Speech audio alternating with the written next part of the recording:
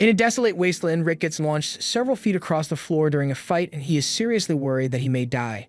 Just then, his mentors emerge from the smoke, and rather than administer some first aid, they praise him for improving so much over the past 2 years of training, so he should have no problem with the E-rank adventurer exams now. And the praise is nice, but he still needs medical attention. Normally, the adventurers in this world are all young people due to all the strain that it would put on a person's body, but there are still some adults who never give up on their dreams, and that's why Rick is still trying to take the entrance exam. He walks up to the reception desk and asks for his exam ticket to be issued. But while the receptionist is confirming his details, she happens to recognize Rick and excitedly reminds him that used to know each other. Rick doesn't recognize her at first, but he soon recalls that he last saw her 2 years ago. They used to be co-workers, and she was really shocked when Rick resigned from his position out of nowhere, but even more so when she heard that he quit his job to become an adventurer. Rick is a little embarrassed since people in their 30s like him usually wouldn't apply to become adventurers. Normally, you'd start at G rank in your teens and work your way up to E within a year or two. The receptionist asks what Rick has been up to these past 2 years since she hadn't heard from him at all. So Rick explains that he was pretty much cooped up in the mountains the entire time so that he could train with his mentors. Just then, the guild's usual drunkard walks up to the front desk and starts trying to flirt with the receptionist. But when she tries to decline because she is still obviously working, the guy doesn't take no for an answer, so he starts getting a little rough with the receptionist. And that's when Rick decides to step in, so he pulls the guy aside and lightly tabs his stomach with enough force to knock him out instantly. The receptionist apologizes for the inconvenience the drunk guy caused him, but Rick says it's fine since he used to work as a receptionist as well, and he still doesn't understand why the guild thinks it is a good idea to serve alcohol in here. After Rick receives his exam number, he heads outside where a maid named Renette greets him. She asks if Rick is done with his registration, and Rick confirms as much, thanking her for waiting for him. And while he says this, he is intently staring at Renette's huge jiggly puffs. She calls him out on this, so Rick tries to change the subject and talk about how excited he is for the exam. Back inside, the other adventurers are in shock at the handprint that was left on the drunk guy's armor, and that armor was made of dense steel, so whoever did this must be seriously strong. Just then, 2 guys walk in and recognize the drunk guy from a mugshot they saw a while back. His name is Domold, and he is an A-rank adventurer who's wanted for 30 counts of assault.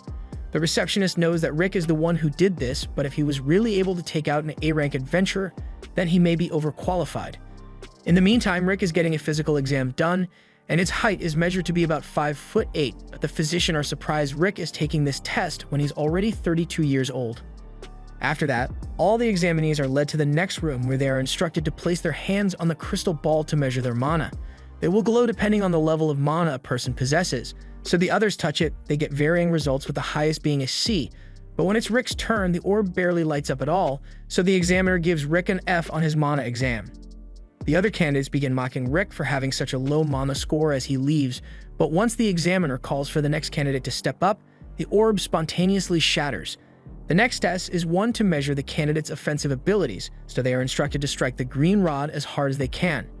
It is a special slime bag that can absorb a lot of impacts, so they don't need to worry about damaging it. Rick remembers training with a slime bag once, and at the time, one of his mentors told him that he had to be able to destroy a golden slime bag with nothing but his fists. Rick didn't think that was possible since a golden slime bag is as hard as a dragon's fang, but his mentor told him that it was the least he had to do if he wanted to become an adventurer, and since his mentor was able to effortlessly destroy one with a single punch, Rick became motivated to train until it broke, even if he had to punch it 50,000 times a day. He hid in that training, but back to the present, the candidates begin lining up in to strike the bag with all their might, and after the first guy has kicked it, the next candidate called up is the second son of the Dermute family, and it is rumored that his magic is as strong as a C-rank adventurer's despite only being 11 years old. As the boy begins, he casts a Hellflame spell, and everyone is surprised, including Rick. Although he's surprised because the spell is so tiny, the fireball is launched and hits the target, and the judges are actually impressed by the kid's output, so Rick is even more shocked since the fireballs his magic teacher would throw at him were far more deadly than what that kid just used. Naturally, Rick assumes the kid's fireball must have been just as powerful as his teacher's fireball, but maybe the kid shrunk it down so that it wouldn't destroy the building. As the attack power exam goes on, it eventually gets to Rick's turn, but as he is walking up to the slime bag, the examiner calls his attention and asks if he is really over 30 years old. Rick answers yes, so the examiner tells him that he is too old to be doing stuff like this. Training usually doesn't yield much of a result unless it is started very early on in life, and with how bad his mana exam score was, he should just quit before he makes a fool of himself. Rick knows people are judging him for being too old, and he really feels like giving up, but he has worked too hard to get to this point, punching slime bags until his knuckles were red with blood, and he still kept punching. All that pain has to count for something, so even if he is at a disadvantage for being old, he's going to give this everything he's got. Rick winds up his punch, and as he makes contact with the bag, it splatters everywhere and goes flying through the wall, leaving everyone shocked, including Rick's, since he wasn't expecting the bag to be so weak. The kid can't believe what he just witnessed, and he is frustrated by Rick's success, since this was supposed to be his stage to shine on, but he can accept losing to Rick for now since his specialty is really defensive magic, so he will make sure to outperform Rick on the next test. However, by the time they start the next test, the kid is left speechless as Rick has just tanked a 4th nature spell with ease. The examiner compliments Rick on being skilled enough to block his attacks, and Rick appreciates it, since he is doing his best. The instructor doesn't think Rick is actually giving it his all since he has just been using a first nature spell to defend himself so far, so he advises Rick to use a higher tier of defensive magic from now on. However, Rick informs him that he doesn't actually know how to use any other spells aside from first order ones, so he really is doing the best he can. The examiner can't believe Rick is actually only capable of using first order spells since he has such precise control over his mana, but Rick assures him that there won't be any problems since, from what he has seen so far, his first order spells should be more than enough to handle anything the examiner can throw at him. The examiner takes that as a personal insult, so he prepares to use a 5th order spell to show Rick that he shouldn't take someone like him lightly. As he casts the spell and unleashes a shock cyclone, a massive shockwave echoes through the kingdom, so far that even a knight on the other side of town could hear it. A few minutes later, Sylvester arrives at the exam center to figure out what's going on over here. He is informed that an F-rank adventurer managed to completely destroy a slime bag with his bare hands and perfectly block a 5th nature spell while only using basic defense magic. Sylvester thinks she must be playing a prank on him or something, but she is dead serious about everything she just told him. Right now, Rick is busy taking the written part of this exam, and he looks like he's confident in his knowledge for this one. After the test is over, Rick takes a break with Reinette, and she asks him how the written test went. Rick confidently answers that he is sure he will get 100% on the written test. After all, he spent 14 years working as a receptionist for the guild, so there's no way he could fail. However, he's still not sure his overall scores will be good enough to pass the exam. Reinette asks if Rick is worried about his practical exam scores, but he thinks he did pretty well in all the categories. However, he still got an F on his mana exam, so he's not sure how that will affect his chances of passing. Reinette assures Rick that he should be fine after all the training he did to prepare for this exam, but moments later, the kid from earlier comes up to Rick and screams at him for doing too well on the tests. Rick doesn't know what this is about, so he assumes Freed must have gotten lost or something, so he offers to help him. Freed is upset because this was supposed to be the day he showed off his exceptional skills to all the peasants, but Rick went and outperformed him, so he's crying about it now. Rick tries to tell Freed that he didn't intend to steal his spotlight, but Freed's sister has already arrived, and after seeing her little brother crying, she immediately starts yelling at Rick. Rick asks if she is related to Freed by any chance, so she introduces herself as Angelica Diremute, and Freed wastes no time in telling her that this 40-year-old man ruined his day. Rick is offended and says he is only 30, but Angelica and Freed keep calling him a 40-year-old man. Eventually, Angelica throws her glove at Rick to challenge him to a duel, and Rick doesn't realize that it's a challenge, so he picks up the glove because he doesn't want it to get stained. Unfortunately, as per noble customs, picking up that glove is a declaration of intent to throw hands, so Angelica happily sets a venue for them to begin the fight.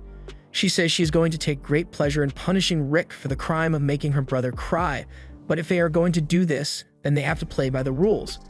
Duels in the Fylheim Kingdom allows the winner to set a penalty for the loser if they win, so she sets a penalty stating that the loser will have to serve the winner for the rest of their life. Angelica is apparently a second-class royal knight, but Rick doesn't know how strong a second-class knight is supposed to be, so Reinette gives him some context and explains that a second-class knight would be around B rank. Rick starts freaking out because he knows B rank adventurers are able to take out huge monsters on their own, but Reinette doesn't think it's a big deal and asks Rick to hold back so he doesn't end up killing her. Rick can't imagine holding back against someone at B rank while he is still F rank since he still has no context for how strong he truly is, so Reinette tells him to just have faith in all the training he has done for the last 2 years. All of a sudden, all the traumatic training montages he had to go through come flooding into his mind, so he ends up throwing up. Rick curses Reinette for making him relive such torture. But she reminds him that if he was able to survive all that, then he shouldn't have a problem handling Angelica. After all, he's a member of the strongest party on the continent, so he should have a little more faith in himself. Rick realizes that she's right, so he gets up to face Angelica with no fear. He is still not sure how well his current level of strength will hold up against a second-class knight, but there's no use worrying about it now. Angelica is confident that she is much stronger than Rick, so she promises to hold back against him so that he doesn't die, and then begins charging up her attack. She then uses Blink Step to dash past Rick, just to show him how fast she is. Her speed has earned her the title of Lightspeed Angelica, and Rick is definitely surprised, but not for the reason she thinks. Angelica says she will now finish him off with her next attack, so she uses Blink Step again. But as she's approaching Rick, he can't believe what he's seeing because Angelica is moving so slow. The power scales must have been high on Copium if they thought she was worthy of the Lightspeed title, because she is moving slower than his normal running speed. Rick easily dodges her strike, and Angelica can't believe it since it should be impossible for an F-rank adventurer to keep up with her speed. In fact, only first-class knights have ever managed to react to her speed, so she rationalizes it by saying Rick just got lucky, but she won't let it happen again. She uses Blink Step once more, but in Rick's eyes, she is still moving really slow, so he wonders how she could have possibly made it to B rank like this. He is starting to realize that he may actually be pretty strong, but just as he is getting ready to dodge Angelica's attack, she trips on a rock and briefly unlocks the vertical B-blade attack. Rick can't predict any of the strikes, so he is having trouble dodging, and by the time Angelica finally stops herself, he no longer thinks he can call himself strong because he was completely unprepared for that attack. However, neither was Angelica because she didn't plan any of that. She tries to play it cool and tells Rick she's impressed that he managed to dodge her last attack because she totally meant to do that, but that just means she will have to go even faster to overwhelm him. She uses her special technique, which allows her to move 3 times faster than normal. But even though she is 3 times faster, she is still pretty slow to Rick. However, he chooses not to attack carelessly since he doesn't know what kind of tricks she might have up her sleeve, so he dodges instead, and Angelica is left flabbergasted that Rick can still keep up with her. She can only use that technique 2 more times before she runs out of energy, so she gives it everything she has and goes for one last desperate attack. However, she trips once more, so Rick tries to intercept her with a punch and ends up blowing a hole in the ground. Angelica realizes that she would have died from a punch like that if it had connected, so she is terrified of Rick and questions who he really is. Rick just says he is a former receptionist turned adventurer. He is eager to continue his fight with Angelica, so he climbs out of the hole to face her again, but Angelica immediately surrenders so she doesn't end up getting killed. Rick doesn't understand why she is giving up, but her surrendering makes him the winner, and as per the penalty Angelica set, she now has to serve him for the rest of her life. Angelica had forgotten all about that penalty, so she does the only thing she can think to do and runs away. Rick doesn't really care about the bet, so he doesn't chase after her, and the results of the exam will be coming out soon, so he needs to go back to check if he passed. This is when Reinette tells Rick that the rest of his mentors will be coming to check on him, and Rick starts freaking out because their presence always spells trouble. Rick and Reinette head back to the exam center for now, and they are told that the results will soon be announced through their exam tickets. If you pass, your ticket will glow blue and you will be allowed to move on to the second stage of the exams, but anything else would mean the candidate has failed. Rick is really worried that he might have failed the exam, so Reinette tries to reassure him that he did well on the exam. Rick thinks Reinette is nice for trying to make him feel better, and if he were 10 years younger, he would totally marry her. But she also has her scary side as she threatens to triple his training if he somehow managed to fail. Just then, Rick's card begins to glow, so he picks it up in anticipation, and he is elated to discover that he has successfully passed the first exam. He leaves the hall with Reinette, but as he steps outside, a dreadful stench fills his nostrils. He looks over and sees this rich dude walking straight up to Reinette, and he immediately introduces himself as the eldest son of the Diremute family, Raster Diremute. Rick has had to deal with 2 Diremute family members already, but this time Raster isn't here for Rick, he's here to shoot his shot with Reinette. Rick tries to introduce himself to Raster, but Raster wants nothing to do with a muscular middle-aged man, so he goes back to talking to Reinette and tells her that he is deeply in love with her jugs. Sorry, he meant to say personality and wants Reinette to come with him so that she can become his second wife. This is where Rick draws the line since he can't lose Reinette to someone like Raster, so he steps in front of Reinette and says she is his girlfriend, so Raster has no right to shoot his shot anymore. Raster looks down and notices that Rick is holding an exam card, which means he must still be F rank, and he finds it hilarious that someone as old as Rick is still at the lowest rank. Rick tries to defend himself by saying Raster is a little too old to be taking the exam as well since he looks like he's at least 25, but Raster just laughs and tells Rick that he isn't here as an examinee. He already passed this test back when he was 14, so he's actually an A-rank adventurer, and he is here as an instructor for the second part of the exam. Believing he has asserted dominance over Rick, Raster turns back to Rionette and asks her if she would like to join him for dinner, but Rionette shuts him down and says the only man she'll go with is Rick, especially with the ungodly amount of perfume Raster sprayed on himself. Raster is enraged and can't accept that he won't be getting Rionette to go with him, so he swears that if he ends up in charge of Rick's exam, that he will make sure Rick suffers as much as possible. And that definitely going to make Rionette love him instead totally. After Raster walks off, Rick prays that he doesn't have to deal with him during the exam, but then he notices that Rionette is still clinging on to him, so he jumps back in embarrassment. He apologizes to Rionette for calling her his girlfriend all of a sudden, but Rionette says he doesn't need to be sorry about it since he did it to get rid of Raster, and it made her really happy. Meanwhile, Raster's stewing in rage because he couldn't get Rionette to be his second wife, and he lost her to a middle-aged man at that. Just then, his two siblings come running up to him and Fried says an old man was messing with him during the exam, while Angelica complains that the same old man beat her in a duel and wanted to make her his servant, even though she is the one who made the bet to begin with. The way they say it makes it sound like they didn't do anything wrong, so Raster is outraged that someone would dare to humiliate his family like this, but when he learns that the one who did this is Rick, he gets a wicked grin on his face because he now has an excuse to get payback. A while later, the mock battles are about to begin, and Rick is really nervous about it. Rionette asks him to make sure he holds back during the exam, but Rick still believes he is weak, so he doesn't understand why he would have to hold back against people who should be stronger than him. And he still has to worry about Raster since it would be terrible if he was the one in charge of his test. Just then, Rick and Rionette bump into a man named Lynx, and he says he will be the one in charge of Rick's exam, and Rick instantly begins celebrating because that's one more thing he doesn't have to worry about. Lynx goes on to say that he is surprised that Rick would want to switch jobs to an adventurer at his age, but it's not like he is saying it's a bad thing. In fact, he believes it is inspiring that Rick still has the determination to work toward his dreams, and he can relate since they are similar in age. Lynx became an adventurer back when he was 24, but in the 20 years since then, he has only been able to achieve B rank. But if he wants to accomplish his goals, he would need to get to A rank. Seeing Rick work so hard has motivated him to do his best as well, and he is excited to test Rick in the upcoming mock battle, but he won't be going easy on him. However, around the corner, we see Raster lurking with devious activity on his mind. As Rick and Lynx part ways, Lynx walks down the dark stairwell, and out of nowhere, Raster shows up behind him with a proposal which doubles as a threat. At the same time, Rick and Rionette are waiting in the locker room, and Rick seems to be in a much better mood than he was earlier, and it's all because he got Lynx as his instructor. However, a moment later, someone comes in to announce that Lynx has mysteriously fallen ill, so he won't be able to act as an instructor anymore. In his place, Raster has been assigned to take over Rick's exam, and Rick starts freaking out. Rionette mentions that Raster must have pulled some illegal strings to get this to happen, and since he is related to Angelica and Fried, he may be holding a grudge against Rick. The other examinees in the room begin talking about how terrible it is to have Raster as your instructor for the exam, and while he may be a dignified member of the Daremut family, he is also known for how much he enjoys beating up F-rank adventurers. Every single year, he picks a particular adventurer to mess with and does everything in his power to make them fail, which is bad news for Rick since Raster definitely hates his guts right now. Later, as Raster is outside tormenting a random examinee, he fires a barrage of ice blasts and knocks the guy out. But just as he was insulting the examinee for being weak, his fun gets interrupted as he receives a message from the elite guard. Meanwhile, Rick is pacing around inside as it is soon going to be his turn and he doesn't know how he is going to handle Raster.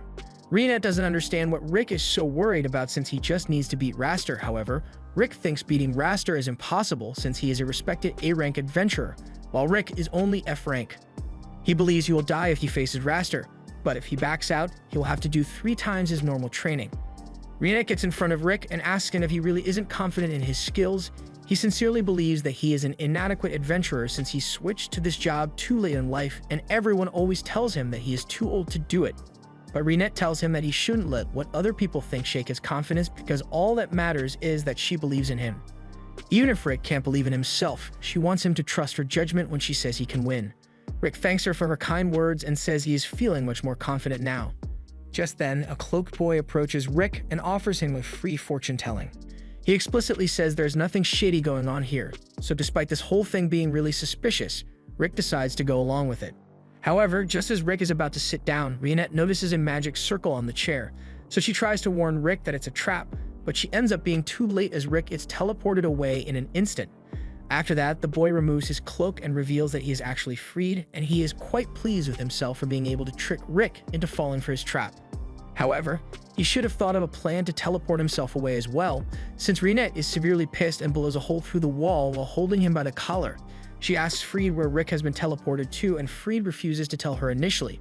But after a non-consensual eyelash trim and the threat of some eye poking, Freed tells her that his teleportation magic can only send someone 100 meters away at most, so Rick is still nearby. Meanwhile, Rick has just appeared on the river behind the training center, and he is really confused about how he got here in the first place. Just then, the elite guard shows up and Rick is told that unfortunately, they have orders to beat him up. They are the elite guard of the Diarmid family, so Rick realizes that Raster and the others must be behind this. They don't want Raster to get his hands dirty, so they'll make it so that Rick won't be able to participate in the exam. Rick calls them shameless for trying to stall him so he misses his exam, but the leader corrects him and says this is a coordinated jumping.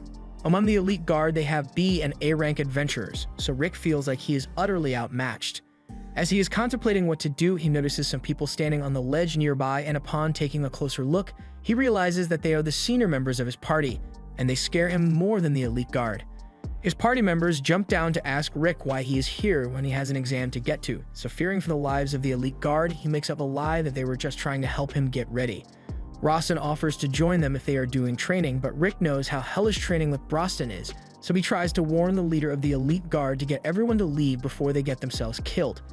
The leader doesn't take him seriously and tells his team to kill Broston, but as one of them tries to slash Broston on the head, the sword shatters to pieces, and Broston is just standing there stone-faced.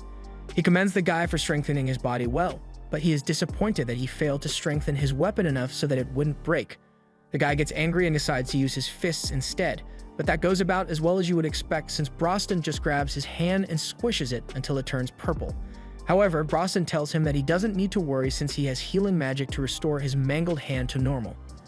The leader of the elite guard is starting to realize that he might have screwed up by attacking these guys and finally seems to be grasping how powerful they truly are.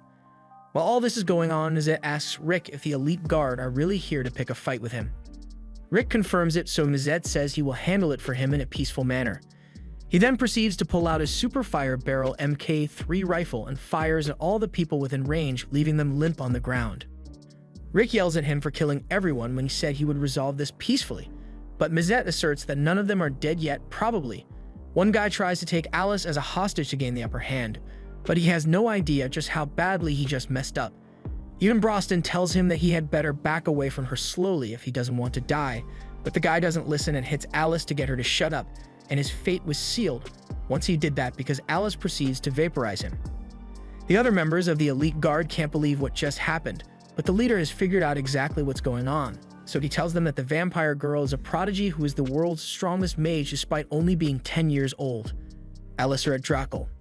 Mizette is a dwarf who is so skilled that he can make technology no one has ever seen before, and Broston is an orc with incredible strength and wisdom. They are all S-rank adventurers, meaning they possess strength beyond common sense, and on top of that, they are part of a party which consists entirely of S-rank adventurers or Chalcom Fist. The leader never thought he would get to see such powerful people in person, so now that he has, he decides to do the smart thing and retire from the elite guard effective immediately. However, the rest of the guys who didn't quit ended up having to deal with Alice, so Rick just tries to ignore all the screams of pain and focus on his exam. Rick makes it back to Reinette after she has dealt with Freed, and they soon find Lynx, who has been badly beaten. Earlier, Raster cornered Lynx and asked him what his dream was, and when Lynx answered that he wanted to build a school for the kids back in his village, Raster said screw those kids and beat Lynx up for daring to have a dream. Raster did this so that he could get to Rick, and Rick is insanely pissed about it. So while he was scared before, he now has nothing but determination to beat Raster's ass. But before that, this is Adolf, and he's going to tell us about the 4 cores of power in this world. They are strength, dexterity, magic capacity, and magic control. And it just so happens that Adolf was born with a special ability to tell exactly how much power a person possesses by looking at them. To demonstrate, he looks at a random examinee and sees that the guy is a total weakling, so expectedly he gets taken out by Raster immediately. On the other hand, Raster is a powerhouse with most of his stats going into mana capacity, so it hurts a little for Adolf to look at him since scanning strong people strains his eyes. As a result, when he took a look at Rick, he straight up went blind. Meanwhile, in the stands, Rick's former co-worker goes up to Rionette and introduces herself as Elisa Granger and says she had seen Rick with Rionette the day before, so when Rionette tells her that she's part of Rick's party, Elisa is overjoyed to hear that Rick has new friends, and since everyone was getting ready to watch Rick's test, Rionette invites Elisa to join them. She happily agrees and walks over to the seats, but she is shocked by Brosnan being here since he's an orc. Mizette invites Rionette to sit next to him, but she politely declines since Mizette is guaranteed to harass her if she sits anywhere near him. Just then, Mizette notices the girl standing behind Rionette and asks who she is, so Rionette introduces her as Rick's former co-worker and Elisa greets them all. Mizette notices the huge personality Elisa has, so he eagerly offers her the seat next to him, but Rionette isn't going to let Elisa fall victim to Mizette's perverted intentions. Just then, Rick steps out into the arena, so Brosnan asks Rionette how she thinks Rick will do in the exam. She confidently says Rick will pass the exam without incident, but Elisa doesn't think it'll be that easy. She says Raster is an A-rank adventurer, and he is known for using excessive force to beat down the E-rank adventurers, but if Raster is just A-rank, then Brosnan is sure Rick won't have any trouble. As the fight is about to begin, Angelica and a badly injured Freed cheer for Raster to teach Rick a lesson, and Raster intends to. He doesn't know how Rick managed to escape the guys who were meant to beat him up, but they are nowhere near as strong as him. Rick asks Raster why he became an adventurer, and Raster answers that he just did it for the status since so long as he has a high rank, he gets to beat up rookies for fun, he doesn't actually have to put himself in any danger, and he can show his adventurer card anytime someone questions his authority. If his reasons are truly so shallow, then Rick says he refuses to lose to him no matter what. Raster begins by firing a level 1 ice spell at Rick, and he intentionally misses, but Rick didn't move an inch. He mocks Rick for being frozen in fear, but the real reason Rick is standing still is because Rionette had advised him to use the first minute of the battle to calm himself and observe Raster's movements. Raster is getting ready to attack Rick for real this time, so he casts a level 3 fire spell at Rick, and Rick is impressed by Raster casting such a spell so quickly, but he has to keep observing so he can't dodge it. The fire blast hits Rick head-on, and while Elisa is really worried about him, Rick turns out to be perfectly fine. Brosnan tells Elisa that Rick is strong enough that a blast like that has no chance of damaging him. He explains that of the 4 cores of power, mana capacity must be trained from an early age, otherwise one loses all hope of growing in that category. It usually has a limit of about 20, so since Rick became an adventurer at the age of 30, his mana capacity is really low, which is why he puts so much effort into training the other areas. Brosnan trained him in physical strength and had Rick do things like running between villages, but with giant 100-kilogram ankle weights attached and venomous snakes that chased him through the forest. Brosnan did everything he could to build up Rick's strength, and Mizette trained him in mana control, and it's honestly surprising that Mizette didn't give up on teaching halfway through since he never liked working. But when it came to Rick, he wanted to make sure that Rick could put up some good magical defenses, otherwise he would have been a pile of ash by now. He also says Rionette was the one who trained Rick in dexterity, and this comes as a shock to Elisa since she thought Rionette was a maid, but Rionette just enjoys wearing maid outfits for fun. Rick put everything he has into learning from them, so he already possesses the power of an S-rank adventurer, although he doesn't realize it since Brosnan kept gaslighting him into thinking F-rank adventurers were much stronger than him. As Raster is about to cast another spell, he begins insulting Rick and Lynx for being too old to stick around in the adventurer business. And as he says this, he throws every elemental attack in his skill tree at Rick. By the time he's done, he believes Rick must be dead or at least severely injured, but to his and his siblings' horror, Rick survived all of that without a single scratch. Raster is starting to get annoyed by how resilient Rick is, so he decides that he will finish Rick off with his bare hands.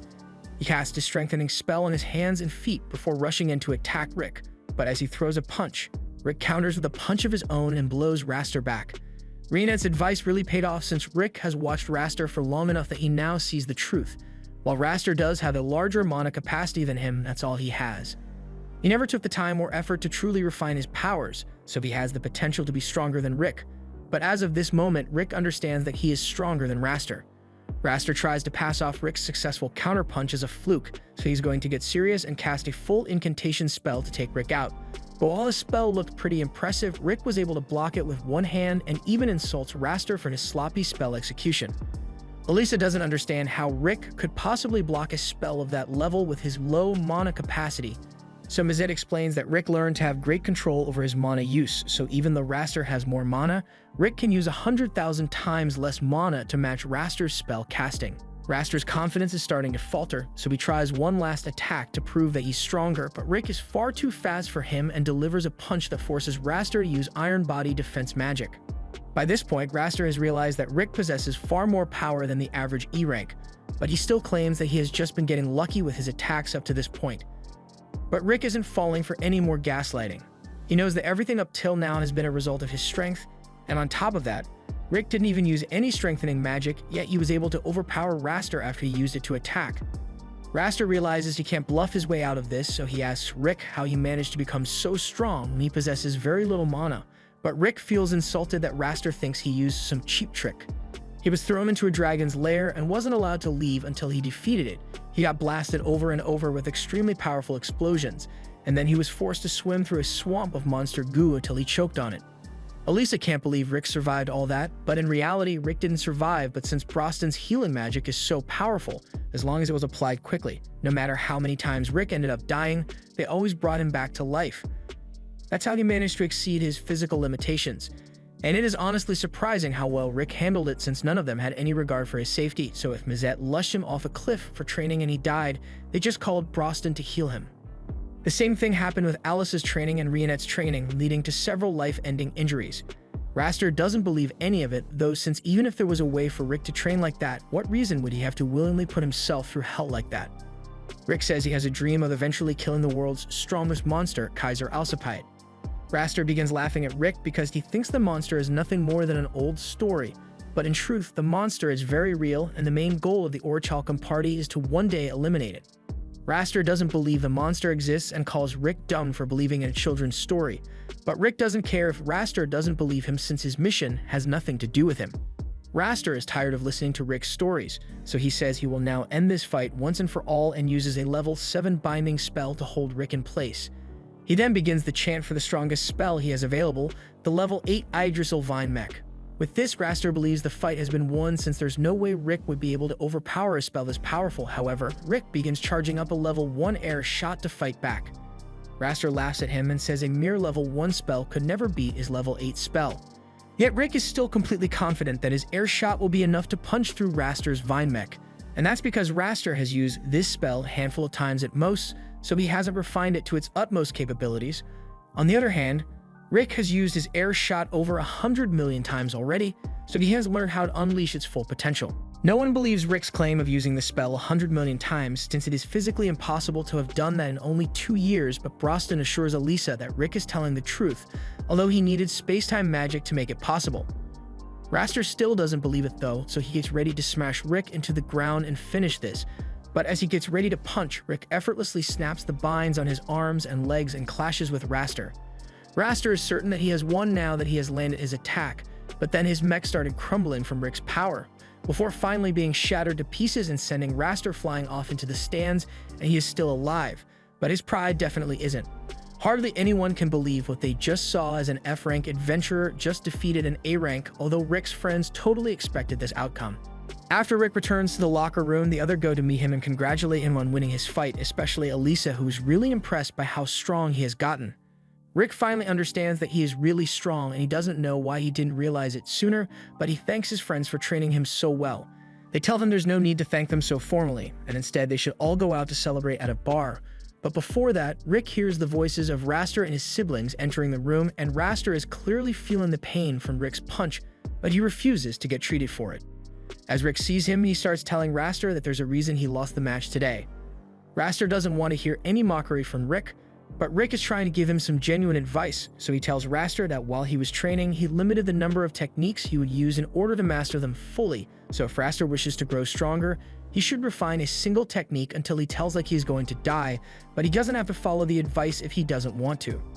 Rick says he has high hopes for Raster's future as an adventurer, and it looks like Raster has finally learned some humility, since he silently walks past Rick and tells him that when the time comes for Rick's next promotion exam, Raster will make sure he is strong enough so that he doesn't lose a second time.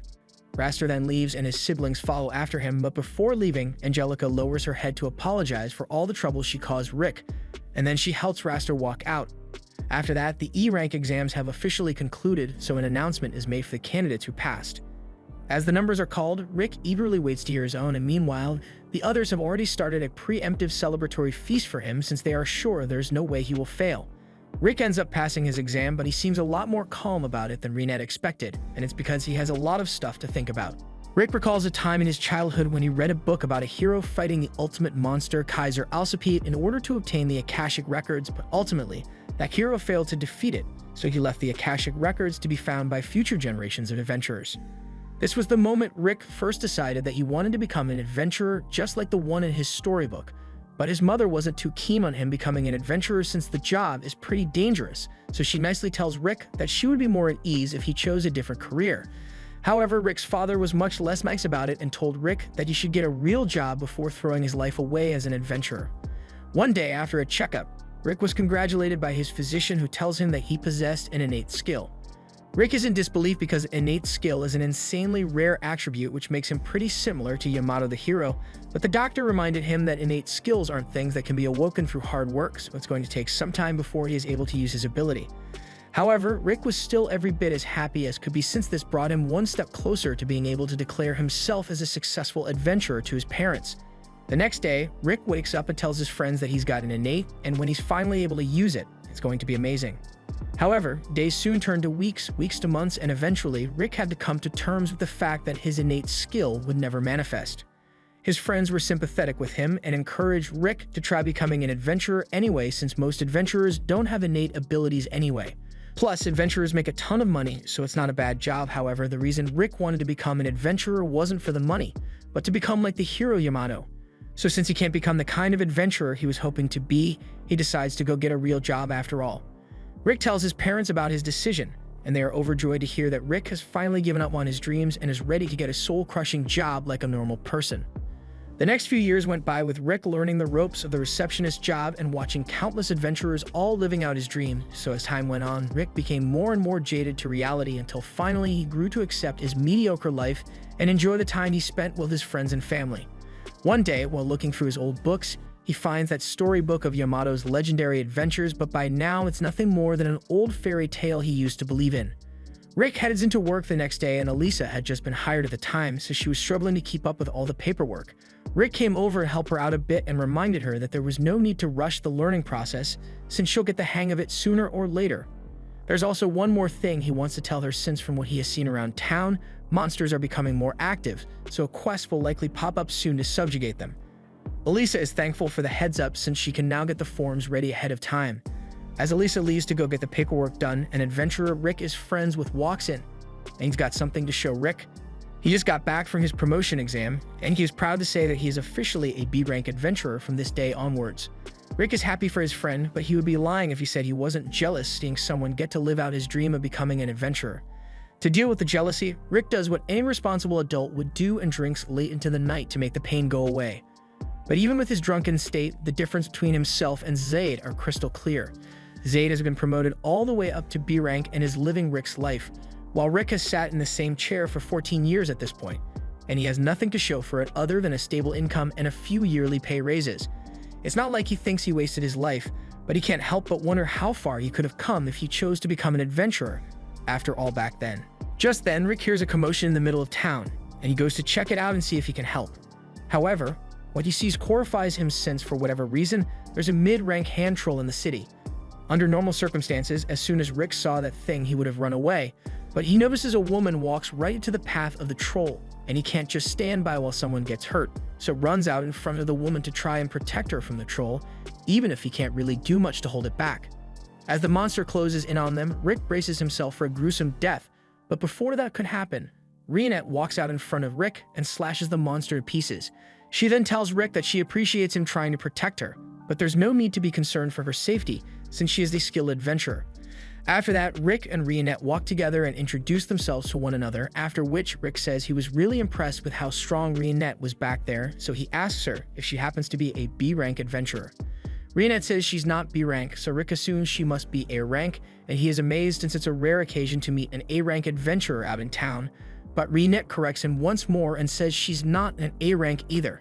She then pulls out her S-rank badge to prove her rank to Rick, and the shock Rick feels is immeasurable. S-rank adventurers are so powerful and rare that this is his first time meeting one. In fact, there are rumors that HQ intentionally takes them out of the local guild registers and oversees their missions directly. He can't believe he gets to meet such a legendary adventurer, but since she's here, he says he has a weird question to ask. So he pleads with Reinette not to laugh at him. Reinette assures him that she hasn't laughed even once in the 9 years after her 8th birthday, but Rick isn't sure if she should be proud of that. Moving on, Rick tells Reinette about the dream he had when he was younger to become an adventurer and eventually defeat Kaiser Alcipiat, so he wants to know if she thinks he could still achieve his dream if he tried becoming an adventurer today, even though he's already 30. After seeing how Rick acted when he thought she was in danger, she is sure that he possesses the courage necessary to become an adventurer. But Rick must be aware of the importance of mana reserves to adventurers. Rick says he is aware that mana reserves are hard to develop unless it is done during your youth, but difficult is an understatement as Reinette believes it is practically impossible to build your mana reserves once you grow older. Considering the importance of mana reserves to adventuring, Reinette has to be honest with him and says she doesn't think Rick could make it as an adventurer if he started as he is now. Rick was already expecting an answer like that, but it still hurts to hear. At the very least, he finds closure in the fact that it was an S-rank adventurer who broke the news to him, so there's nothing left to do but give up on his dreams and settle into his ordinary life. Reinette apologizes if she made Rick feel bad, but he says it's fine since he appreciates her honesty.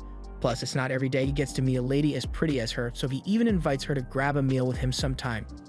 Although he was only joking, Reinette immediately agrees to his dinner invitation and offers to meet him tomorrow for their date. The next day, Rick is in a really good mood, so he wants to work even harder than usual today. Even when Zeta comes in and brags about his new B-rank status, Rick doesn't show even a hint of jealousy and wishes him luck on his next quest. By the end of the day, Rick is happily skipping down the road to meet up with Reinette, and he is slightly hoping that they could start dating if things end up going well on their date. But then he hears people screaming that monsters are attacking, so unfortunately, his date plans are ruined. Since Reinette was supposed to meet him nearby, Rick assumes she must already be fighting the monsters, so he rushes to check on her. Although she seems to be doing alright on her own. There are a lot of monsters approaching, so Reinette asks Rick to stand back while she handles this, and he lets her do her things. Moments later, the battlefield is covered with hundreds of monster chunks, and Reinette looks like she's barely even warmed up, but all of a sudden, she senses something that gives her flashbacks to the death of everyone she loved, and the trauma makes her fall to her knees. A monster happens to show up right as Reinette is having a panic attack, and Rick isn't equipped to defend her. But luckily, Zaid steps in at the last second and saves them both. Rick is thankful, but he also doesn't know why Zaid is here in the first place. Just then, 2 other adventurers show up to help as well, and Zaid tells Rick that the guild put out an emergency quest to subjugate these monsters, so they all rushed over to help. And since they are here now, Rick should hurry up and get his date to safety while they handle the rest of the monsters. While the adventurers are fighting the monsters, Rick realizes that he is still as jealous of them as he has always been. After Reinette regains some of her composure, she warns Rick that it's dangerous for him to be here. Rick tries to reassure her that the B-rank adventurers will be able to handle the rest of the monsters, but Reinette says they won't be strong enough to handle what's coming. She tells Rick that there's a dragon nearby and she won't be able to fight it due to years of unaddressed trauma that causes her to lose control of the magic within her body whenever she senses a dragon. Rick doesn't believe a dragon would appear all the way out here, but in the next moment, something flies overhead, and as Rick looks up, he spots the dragon Reinette was talking about. It makes no sense for a dragon to show up in a human town. According to the guild's recommendations, if an adventurer lower than A rank ends up encountering a dragon, the only thing they can do is stand still and pray that the dragon leaves on its own. And no matter what, no one should attack the dragon first, but the magician gets scared and does exactly what the rules said not to do, leading to the entire B-rank group getting decimated. There's no way any of them can fight the dragon, so Zaid tells everyone to make a run for it, but as they try to escape, they find themselves trapped in a barrier the dragon put up. It looks like the dragon doesn't intend to let any of them here alive, and they stand no chance against it, but Rick begins walking straight up to the dragon. Zaid tells him to stop since there's nothing he can do to the dragon as a receptionist, but the way Rick sees it, if he's going to die anyway, he might as well face death head-on and die as an adventurer would. Rick thought he would feel better if he gave up on his dream of being an adventurer, but he still feels the fire inside pushing him to work towards that goal. He picks up a rock and throws it at the dragon, and it does absolutely nothing, but Rick's bravery motivates the other adventurers to try their best as well, even if they know they'll lose in the end. They all begin throwing every attack they have at the dragon, but it doesn't do much other than provoke the dragon into using its fire breath. Zaid realizes this is probably going to be bad, so he uses his iron body skill to protect everyone, and while it allows them to survive, they still suffer a considerable amount of damage from it. But from the flaming rubble, Rick gets up and walks straight over to the dragon, claiming that he will make his dream come true no matter what it takes. The dragon uses its foot to squish Rick, but on the verge of death, Rick's dormant innate skill awakens, giving him the power necessary to survive being stepped on and push the dragon away with ease. The amount of magic flowing from his body is so potent that it is actually visible, and Rick realizes that this must be his innate skill. So while he wishes it awakened earlier, it's better late than never. Now that he has the power necessary to fight back, Rick is a lot more confident about facing the dragon. So as it fires another blast at him, he stretches his hand out and blocks the fire with his magical energy. And when he finally gets the chance to counterattack, Rick unleashes a punch that carves a hole straight through the dragon's body, killing it in an instant. Once it's all over, Rick goes back to normal and collapses to the ground, and by the time he wakes up, he's in a hospital bed and in great physical pain. Renet is there as well and informs Rick that he overloaded every single magic circuit in his body during the fight with the dragon, so by all accounts, he should already be dead. He's been unconscious for about a week, and the entire time Renet has been waiting by his bedside because she wants to personally invite Rick to join the party she's a part of Orichalcum Fist. The party's goal is to defeat Kaiser Alcipiat just like Rick, and after seeing Rick fight on courage alone, even when he didn't have the power to win, gives her the confidence to say that Rick can grow stronger and fight alongside the S-rank party and become an adventurer. This was the first time anyone ever supported the idea of Rick becoming an adventurer, so he is moved to tears by Renet's faith in him. That leads us back to the present where Rick has just officially passed his E-rank exam, so for the first time in his life he can say that he is an adventurer. After Rick's exam results were announced, he was to pay a visit to Lynx, who is currently recovering in the hospital. He congratulates Rick on passing the exam and asks if he is still willing to go get those drinks they had talked about earlier. Rick is happy to hang out with Lynx, but as soon as Lynx mentions wanting to come to visit Rick at home, Rick's face contorts like never before.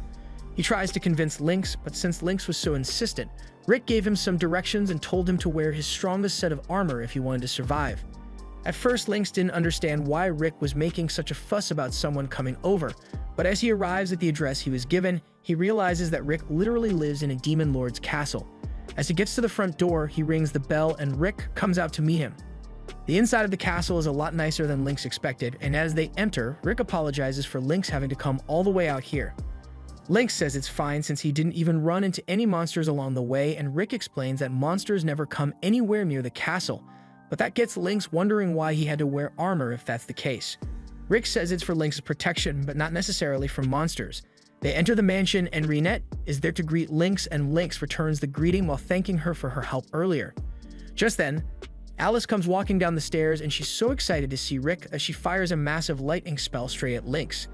Now, Lynx would be guaranteed to die if that lightning bolt actually hit him, but luckily Rick was there to swat him away, so the only damage done is a hole in the wall.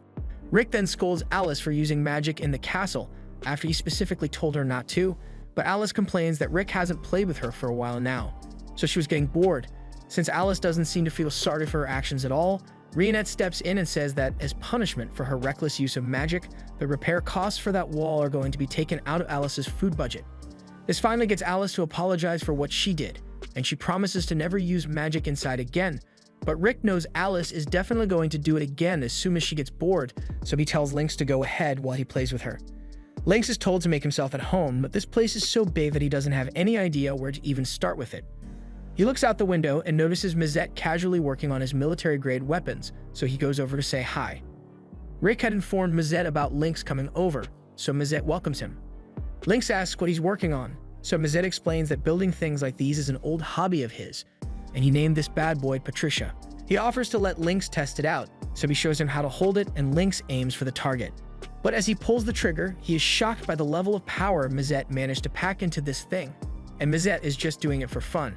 After that, Lynx continues to explore the castle until he comes across Broston's room, and he is quite shocked to see an orc in there, so he leans in to get a better look. However, Broston spots him and invites Lynx to come in if he wants to, so Lynx accepts the invitation and enters Broston's room. He is amazed to see the number of books Broston has in his collection, so Broston explains that he enjoys being surrounded by books and collects them often. Although recently, he has been more focused on training Rick, so he hasn't been able to read all the new books in his collection. Hearing this, Lynx asks if Broston was the one who oversaw the majority of Rick's training, and after Broston confirms it, he asks if Lynx is interested in training as well. Lynx excitedly answers that he would love to receive a lesson from Broston, and since he has a motivated look in his eyes, Broston agrees to teach him. After Rick is done playing with Alice, he goes looking for Lynx so they can grab some drinks together. However, to his horror, he is informed by Mazette that he saw Lynx heading into the forest with Broston, and Rick knows exactly what training with Broston is like, so he is insanely worried about Lynx's safety. Meanwhile, Lynx is currently falling off the edge of a cliff with huge weights tied to his ankles, and as he goes over the edge, he is convinced that this is the day he dies, so he begins saying goodbye and apologizing to his daughters for not being able to make it home. But as he was plummeting to the ground, he thankfully lands on top of the belly of the boar Reinette was going to use to make dinner for everyone. After Lynx gets down, he sincerely thanks Reinette for saving his life, and from the weights he was wearing, Reinette can already tell that Broston was the one behind all this. Lynx confirms this and tells her that Broston told him to run down the cliff with weights attached to his feet, and before Lynx even had a chance to process the absurdity of his order, Broston had already pushed Rick off the edge of the cliff. Lynx really believed he was going to die for a second there, and Reinette says he's right to be worried about dying since Broston was the #1 cause of Rick's deaths during his training, and unfortunately, there's no escaping Broston once training has begun. So Lynx gets dragged off into the forest to continue his deadly training. By the end of the day, Lynx is still alive, but he's totally drained. Rick asks why Lynx would agree to train with Broston even after knowing what he put Rick through to train him, but Lynx didn't think it would be that bad since Broston said he would give Lynx some light training. But that's where Lynx went wrong because Rick already learned the hard way that you can never trust what the others say. Never trust Broston to go easy on you, never trust Alice to behave herself, and never trust Mazette to take his job seriously. The others don't think it's that big of a deal since they've always been this way, and Broston can always just bring Lynx back to life even if he dies, so he doesn't see a problem here. If anything, they say Rick is to blame for any trauma Lynx goes through since he is the one who invited him here in the first place. A little while later, once Lynx has recovered from his training, he and Rick sit down together and Reinette pours them a cup of tea while they wait for dinner. As she leaves, Lynx comments on how nice Reinette is, and on that note, he asks Rick how far his relationship with Reinette has gone. Rick tells him he doesn't have a romantic relationship with her. He's a boring man in his 30s and Reinette is 16, so he doesn't think it would work out between them. But from the way he sees Rick look at her, he can tell that Rick really likes Reinette, and age is just a number anyway, so there should be nothing stopping Rick from asking her out. In fact, Lynx is 20 years older than his wife, but the age gap never posed a problem in his marriage. Rick just needs to wait for the right moment to make his feelings known, and everything should work out for him and Reinette eventually. Later that night, Reinette is done making dinner for everyone, so they all gather in the dining room to eat. Lynx compliments Reinette on her stellar cooking skills, and everyone else seems to be enjoying the food as well, so they all ask Reinette to get them refills.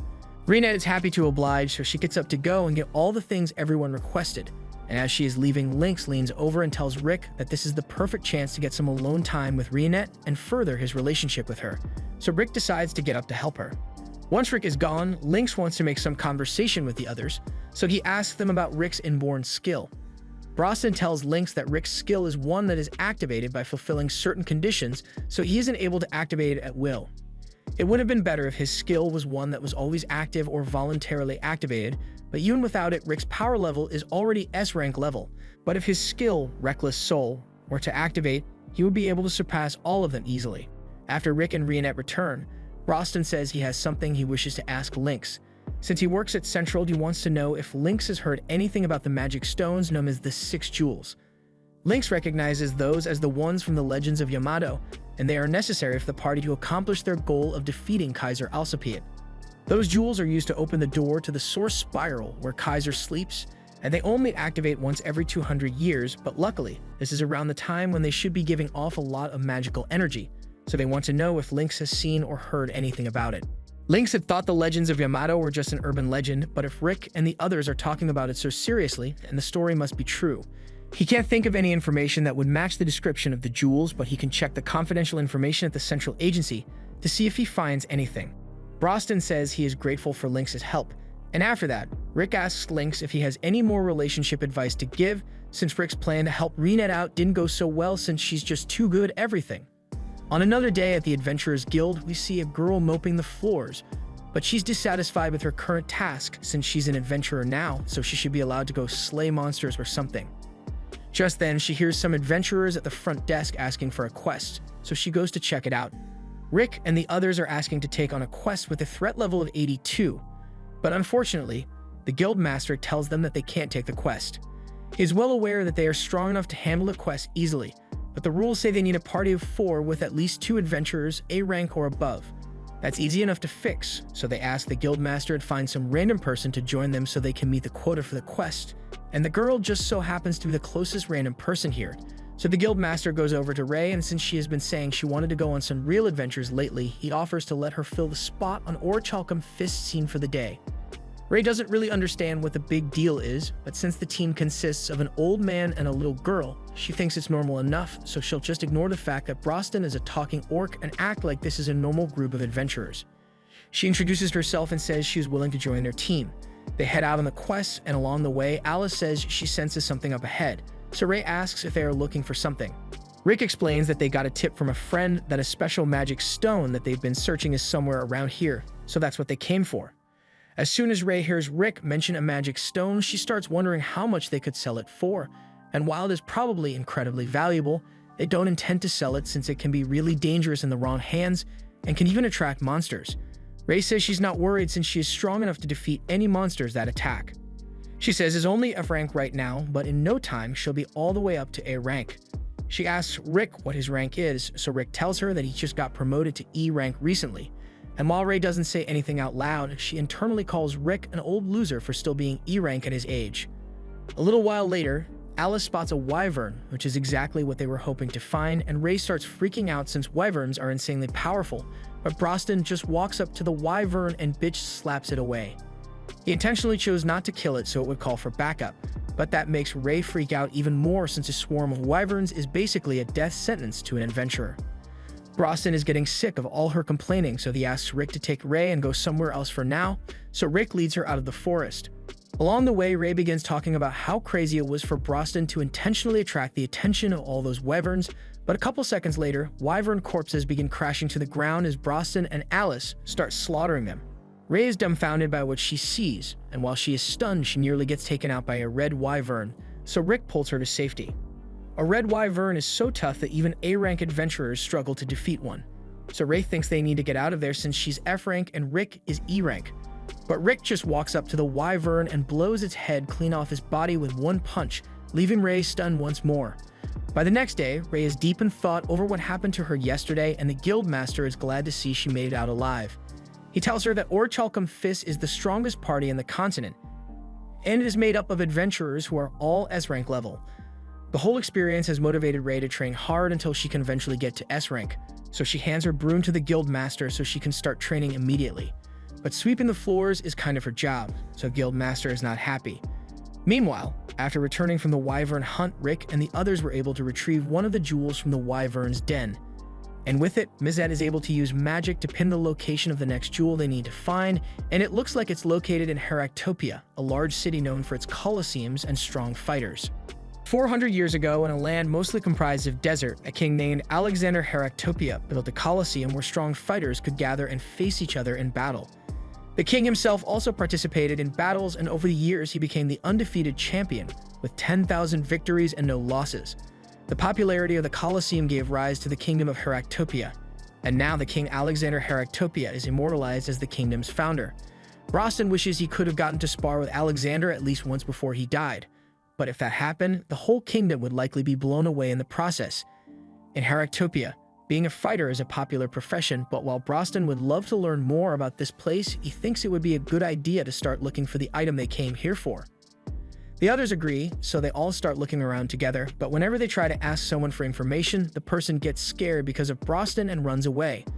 They aren't going to make any progress like this, so Rick suggests that they could go to Town Hall instead to see if they can find some useful info there. However, just as they are about to leave, they notice a girl being harassed by a guy she wants nothing to do with, so Rick is about to step in, but Broston cuts him off and walks up to the guy instead. The guy is at least brave enough to stand his ground, but he seriously messes up when he challenges Broston to a fight. Broston is always down for a good round of violence, so he walks into a dark alley, and as soon as they are out of sight, the distinct sound of a skull cracking is heard, and Broston walks back out with the guy's limp body. The guy managed to survive somehow, and having such a near-death experience seems to have knocked the scumbag right out of him, so he's now an upstanding citizen and introduces himself as Gold. The girl also introduces herself as Militia, and Broston says he has something he would like to ask both of them. He takes out the red jewel and asks if they have any idea if there is something like this in town. Gold says he has seen something similar before, but he doesn't remember where. Militia also recognizes the jewel, but she's having a hard time recalling where she has seen it before. Just then, a loud parade for this year's fighting tournament passes by, and both Militia and Gold are excited about it. There are apparently only 2 more months before the King of Fists tournament officially begins, but Renette doesn't know anything about it. Gold explains that it is a tournament to decide the champion of all fighters, and it's so popular that they get over 500,000 spectators each year. The parade is being led by the 5-time champion of the King of Fists tournament, Kerwin Erwolf, and he is quite popular for his strength, so everyone here adores him. While watching their idol go by in the parade, Militia and Gold take a look at his belt, and that's when they notice that Kerwin's champion belt has the jewel Rick and the others are looking for. Kerwin heads back to the gym where he trains after greeting all his fans, and once inside, he takes a seat to relax a little.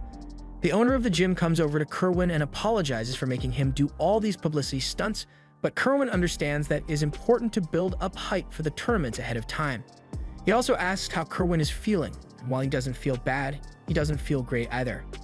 Things have gotten pretty boring for him since he always wins the tournament without much of a challenge, so for once he would like to meet a worthy opponent. Just then, Rick and Renette walk in, and Kerwin can immediately tell that these guys are different from all the other fighters he has seen before. The gym owner tells him it's bad manners for them to come in here uninvited even if they are fans, so Rick apologizes for barging in here unannounced, but he clarifies that they aren't here because they are fans of Kerwin, they are actually adventurers who came here in search of a particular gem. Rick is about to explain the whole story behind the gem, but then Broston comes in and cuts things short. He isn't the kind of guy to waste time with a lot of words, so he tells Kerwin straight up that he wants that belt. The manager now thinks Broston and the others are thieves who came to steal the belt, but Broston clarifies that they didn't come to steal a belt. They are specifically after the jewel in the belt because it belonged to a former member of their party a long time ago, and they need it for something important, but of course, he will have a perfect replacement gem made so they can put that in the belt instead. The owner thinks Broston is lying, so he starts calling for someone from the gym to come over and kick these crazy people out. However, Kerwin tells him there's no need for that. He has a very unique nose so he can smell when someone is lying, and Broston doesn't give off the scent of a liar. But while he may believe that Broston's party is the original owner of the gem, he still can't just hand it over to him, because this belt is the pride of Heractopia. The only way Broston will be getting his hands on this belt is if he becomes the new champion of the tournament, and Broston thinks that's a reasonable condition, so he turns around to leave. Rick begins asking if Broston's seriously going to leave without the jewel, but Broston is fine with it since he just has to win the tournament to get what he wants. They all leave, and the owner starts complaining about how rude those people were, but if Kerwin has let the owner try and kick them out like he wanted to, they would have gotten into a fight that would have killed everyone in this gym.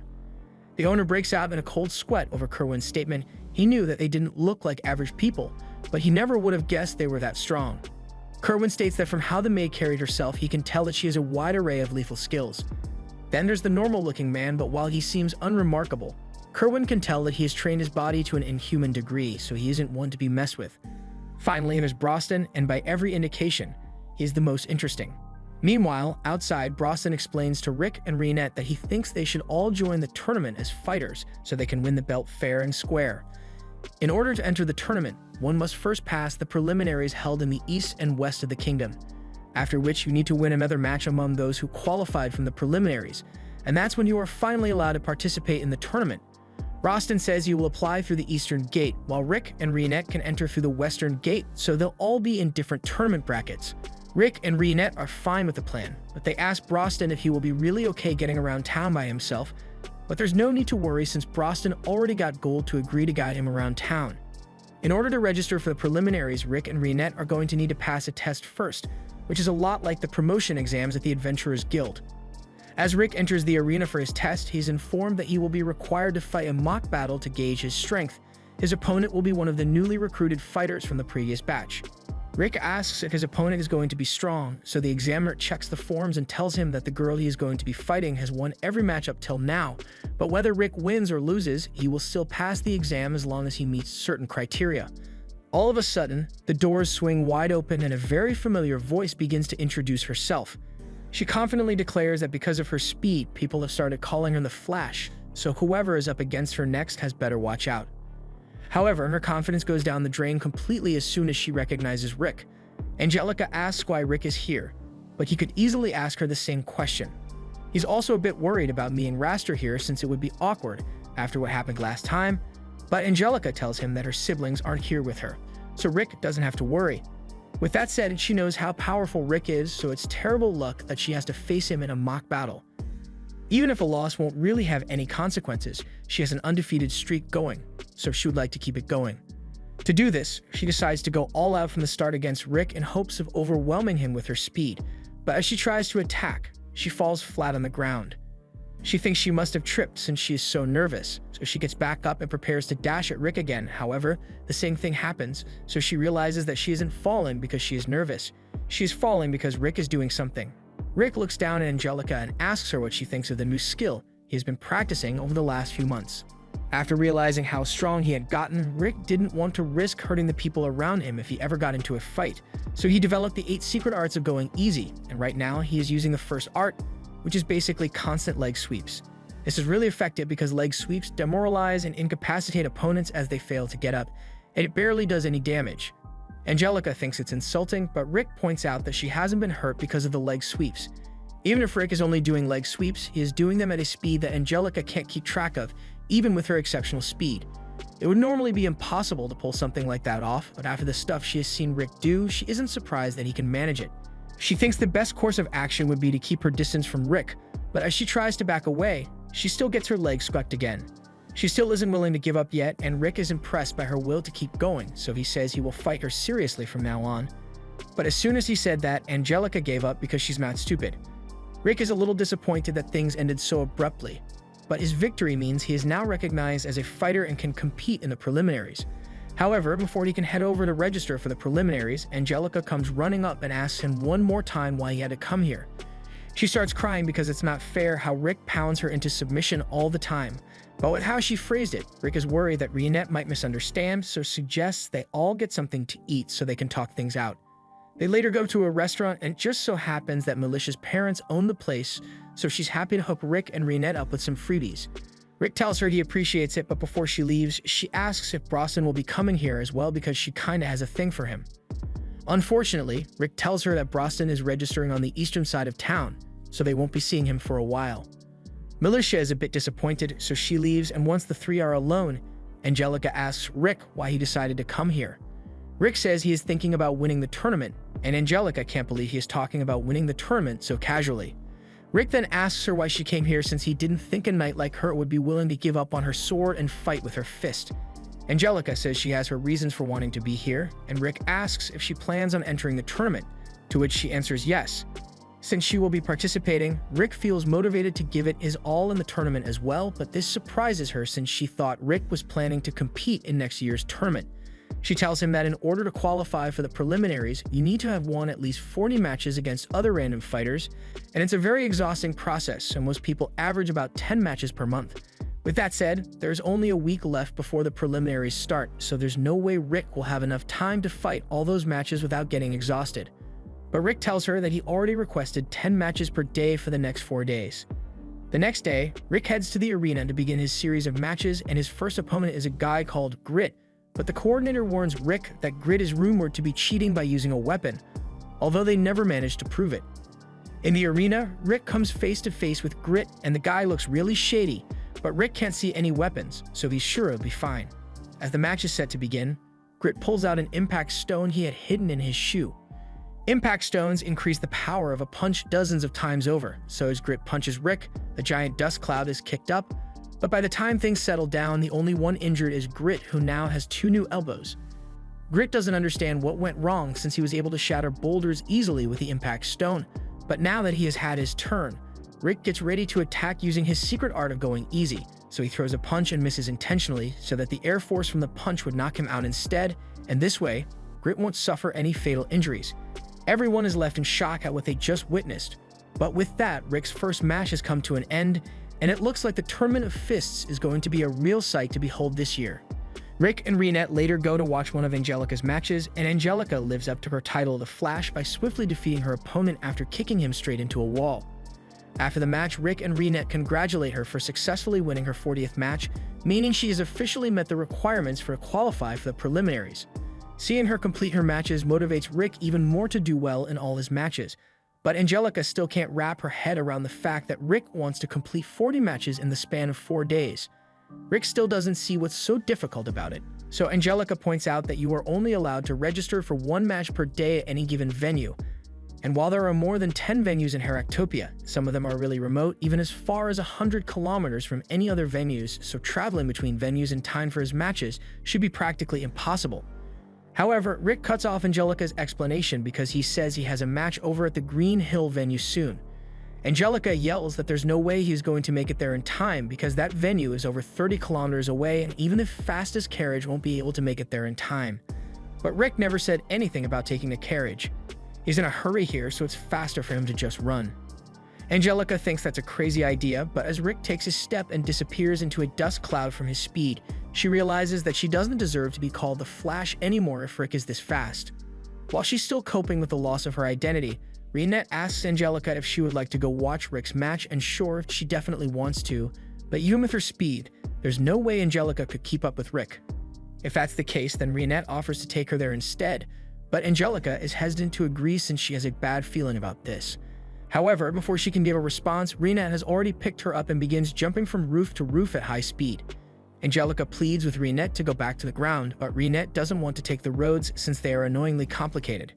Angelica eventually made it to the arena to watch Rick's fight, but she was so busy barfing that she missed the whole thing. Rick says he messed up on that fight since he still needs a bit of practice with making his attacks non-lethal. But you will have to practice later because for now, he has to get to his next venue and runs off. Angelica doesn't want to go through the terror of being carried by Reinette again, so she tries to back out of it, but Reinette has already grabbed her and is hopping through town again. Rick continues to win his matches effortlessly all across town, and Angelica suffers severe motion sickness from being carried everywhere by Reinette.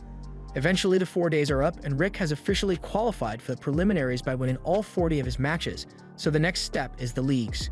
Angelica is really glad she isn't in the same bracket as Rick, so she won't have to fight him for now. Reinette asks Angelica if she was hoping to win the tournament, and yes, Angelica would have liked to win since she's participating anyway, but if Rick is in the tournament, then her chances of winning are basically zero. On top of that, Broston is also participating in the tournament, and while Angelica has never met him, Reinette mentions that he is the one that trained Rick, so Angelica knows Broston must be even more monstrous than Rick is. But even if winning is impossible for her, maybe she can still get that guy to leave her alone by participating. Reinette asks what guys she is referring to, but Angelica doesn't want to explain, so she changes the subject and asks Reinette where Rick went. Reinette tells her that Rick went on a light 600-kilometer jog, but Angelica is no longer surprised by the absurd things Rick does. She asks Reinette how she can stand accompanying Rick all the time, but it has never once bothered Reinette. In fact, she kind of enjoys it. Angelica points out that at some point people are going to start rumors that she and Rick are lovers, but again, Angelica wouldn't mind that one bit since she really does have feelings for Rick.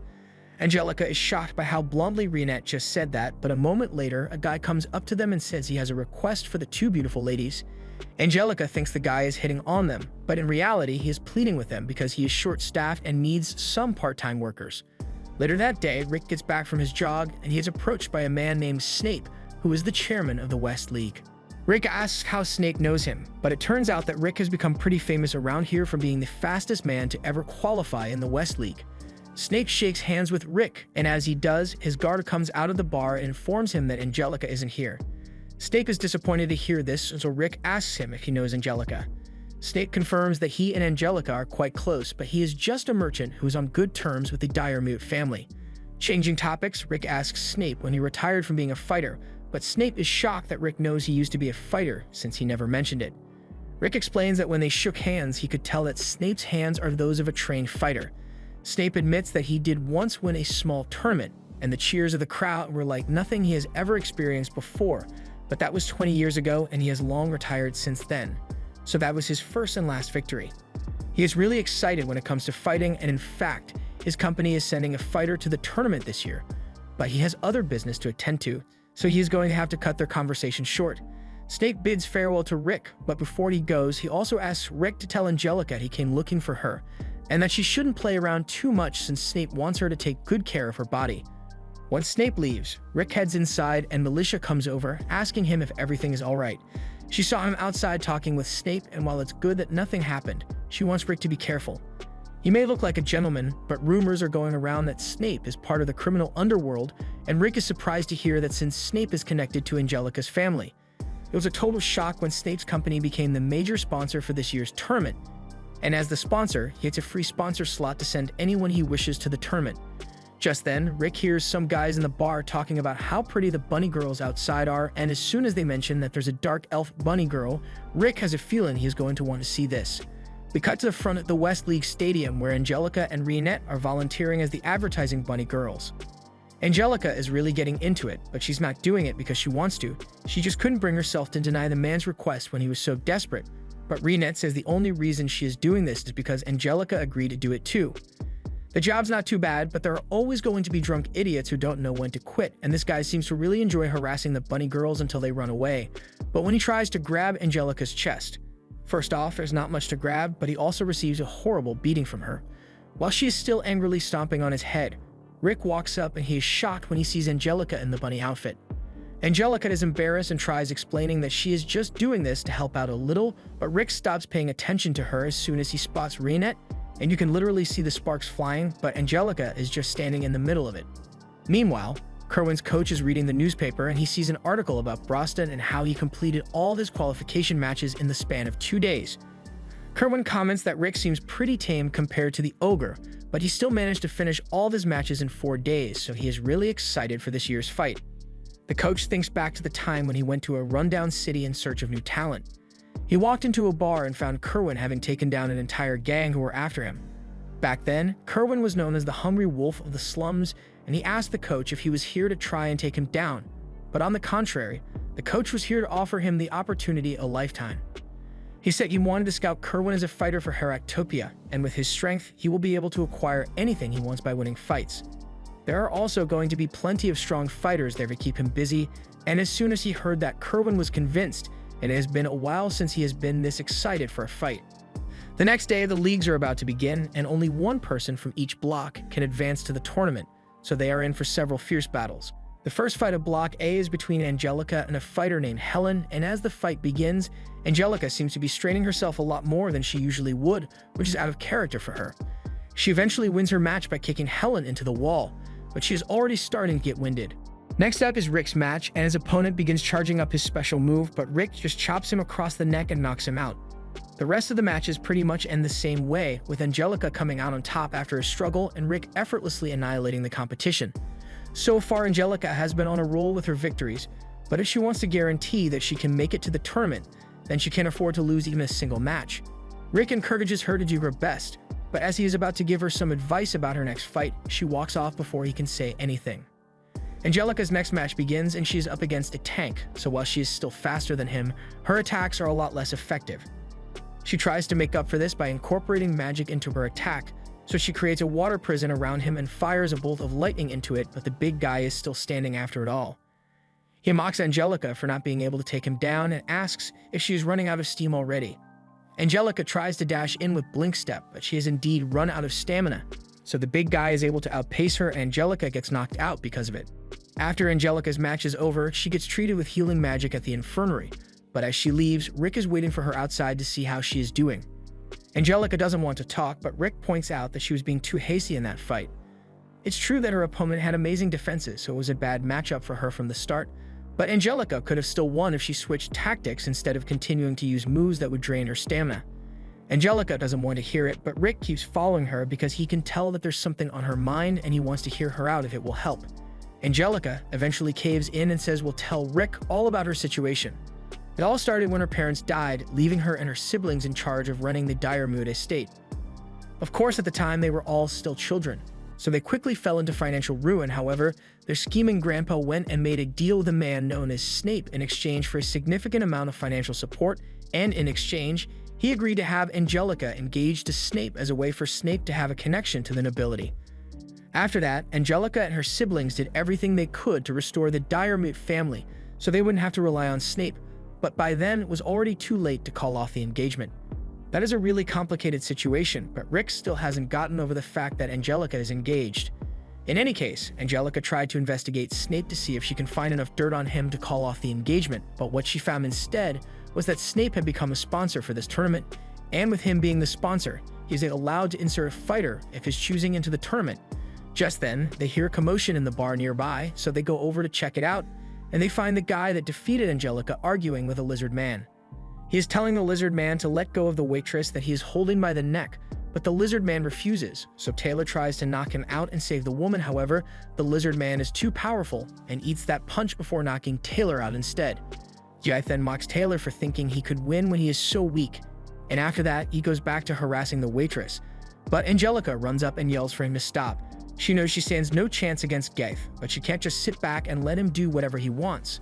Gyath is offended that another weakling would dare to stand in his way, so he's about to punch Angelica in the face, but Rick catches his arm and tells him to calm down. Gyath is about to start a fight here, but Snape suddenly shows up and tells him to quiet down and leave. Gyath does as he is told, and Snape apologizes for all the trouble he has caused. Gyath is Snape's younger brother, and he has serious anger management issues, but there has been no one strong enough to put him in check lately, although he does calm down pretty quickly if Snape tells him to. After Snape leaves, Angelica explains that Snape put a lot of money into the engagement deal, so he became a sponsor of the tournament in order to recoup some of his money. And to do that, he plans to take advantage of the gambling rings surrounding the tournament and use his sponsor Slot Fighter to guarantee the results of the matches so he can win a lot of money. That's why Angelica entered in the first place, in order to take out Snape's fighter and force him to call off the engagement. But as much as she hates to admit it, she knows there is no way she can defeat Gyath as she is now. Rick thinks about it for a second, and then he asks Angelica if she would like him to train her, but given the kind of training Rick went through, that sounds more like a death threat to her. This was the end of episode 7. Subscribe to not miss the next part.